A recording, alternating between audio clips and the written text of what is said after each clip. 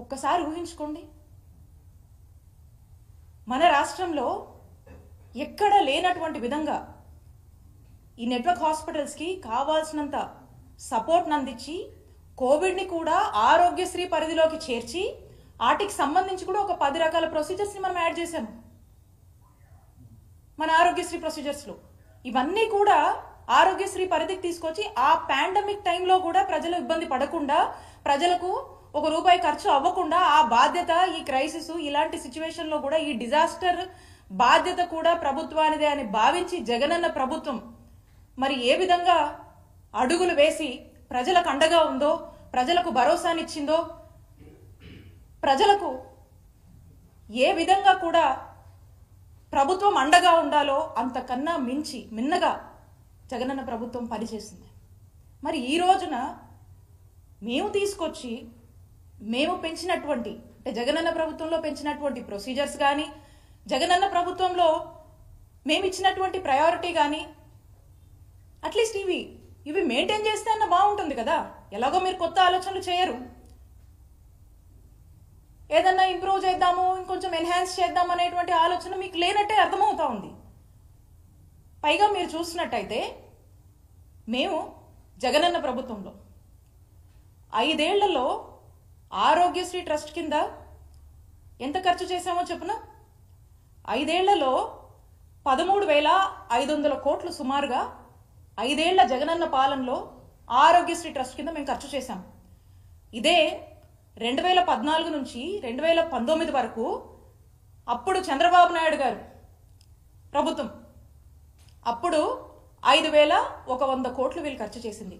అంటే చంద్రబాబు నాయుడు గారి హయాంలో 5 ఏళ్లకి 5,100 కోట్లు వీళ్ళు ఖర్చు చేస్తే, మేము 5 ఏళ్లలో జగనన్న ప్రభుత్వంలో సుమారు 13,500 కోట్లు మేము ఆరోగ్యశ్రీ ట్రస్ట్ కింద ఖర్చు చేశాము. అంటే ఒక్కసారి ఆలోచించండి, చంద్రబాబు నాయుడు గారి హయాంలో సగటున ప్రతి సంవత్సరానికి 1000 కోట్ల వరకు ఖర్చు చేస్తే, ఇదే మేము జగనన్న ప్రభుత్వంలో సుమారు 3,000 కోట్ల వరకు కూడా ప్రతి సంవత్సరం మేము ఖర్చు చేస్తూ వచ్చాం. ఇది పేద ప్రజల ఆరోగ్యాన్ని బాధ్యతగా భావించినటువంటి, మానవత్వం ఉన్నటువంటి ప్రభుత్వం జగనన్న ప్రభుత్వం ఖర్చు చేసినటువంటి విధానం. ఎందుకంటే మాకు పేద ప్రజల ఆరోగ్యం పట్ల పూర్తి బాధ్యత మాకుంది. ఈ రాష్ట్రంలో పేద ప్రజలకు ఏ సమస్య వచ్చినా వాళ్ళకి అది భారం కాకూడదు, అది ప్రభుత్వం బాధ్యత తీసుకొని వాళ్ళకి ఇచ్చినటువంటి భరోసాగా మేము తోడున్నాం. మరి ఈ రోజున చూస్తే ఏ దుస్థితిలో ఉంది. కాబట్టి నేను స్పష్టంగా వైఎస్ఆర్ కాంగ్రెస్ పార్టీ తరఫున కూటమి ప్రభుత్వాన్ని నేను డిమాండ్ చేస్తా ఉన్నాను. ఏదైతే 3,000 కోట్ల పెండింగ్ బిల్లులకు సంబంధించినటువంటి బకాయిలు ఏవైతే ఉన్నాయో అవి ఇమీడియట్ గా చెల్లించి ఈ నెట్వర్క్ హాస్పిటల్స్ అన్నింటినీ కూడా ఫంక్షనింగ్ తీసుకొచ్చి ప్రజలకు ఎటువంటి ఇంటరప్షన్ వైద్య సేవల్లో కలగకుండా చూసుకునేటువంటి బాధ్యత మీద మేము డిమాండ్ చేస్తా ఉన్నాం. అలానే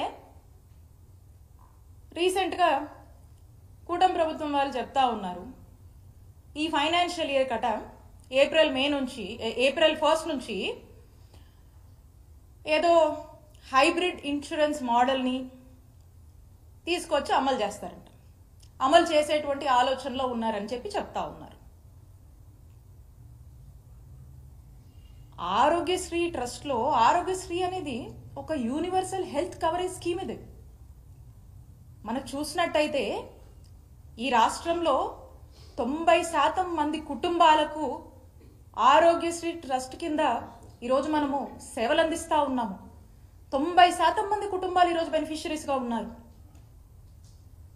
ఇలాంటి దాన్ని మీరు ఏదో హైబ్రిడ్ ఇన్సూరెన్స్ మోడల్ అంటున్నారు.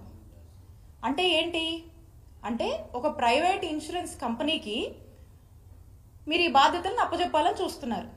దట్ మీన్స్ ఒక థర్డ్ పార్టీని ఎంగేజ్ చేస్తా ఉన్నారు. ఇదెక్కడిది అసలుకి? ఈరోజు ఏదైతే ఈ రాష్ట్ర ప్రజలు ఎంతో నమ్మకంతో మీకు ఓట్లేస్తే ఏ విధంగా వాళ్లకు మీరు వాళ్ళ మీద వేటు వేస్తున్నారు, ఎలా మీరు చేటు చేస్తున్నారో మీకు అర్థం కావట్లేదా?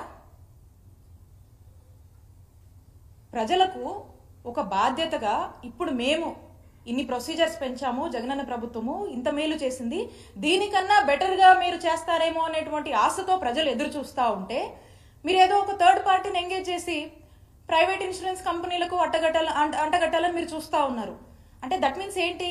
అసలు ప్రైవేట్ ఇన్సూరెన్స్ కంపెనీలు అంటే ఏంటన్నా? అసలు ఏంటి ప్రైవేట్ ఇన్సూరెన్స్ కంపెనీలు అంటే? వాళ్ళకు ఏముంటుంది?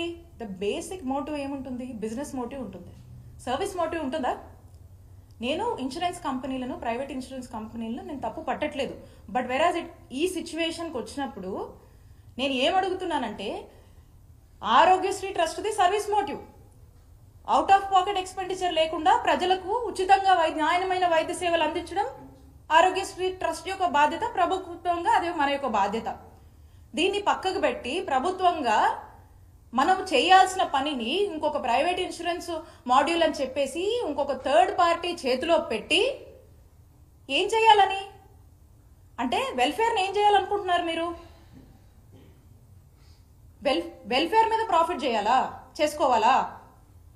ఎంతో కొంత బిజినెస్ మోటివ్ ఉంటుంది కదా. ప్రైవేట్ కంపెనీస్కి సర్వీస్ మోటివ్ ఎందుకు ఉంటుంది? ప్రజలు ఇప్పుడు ఈ ప్రైవేట్ ఇన్సూరెన్స్ కంపెనీకి సంబంధించి మనం చూస్తే వీళ్ళకు ఓన్లీ ఒక సెట్ ఆఫ్ హాస్పిటల్స్తో టైఅప్ ఉంటుంది. ఇక ఈ హాస్పిటల్స్లో వాళ్ళు ఈ 3257 ప్రొసీజర్స్ వీళ్ళు కవర్ చేస్తారా?